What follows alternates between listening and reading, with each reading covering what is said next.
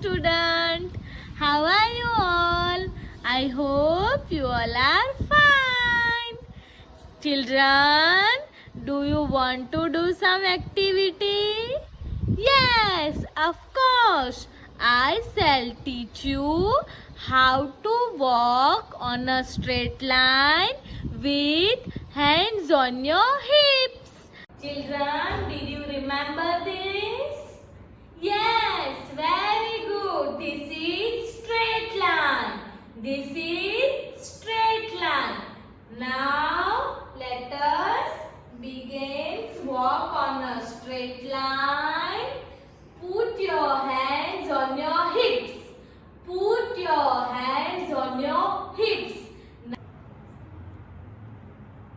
Now, walk on a straight line with hands on your hips.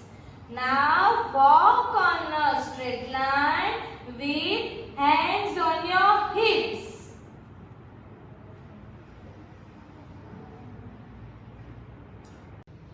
Okay, children, so did you enjoy? Now, let us do it again. Okay. Now walk on a straight line with hands on your hips. Now walk on a straight line with hands on your hips.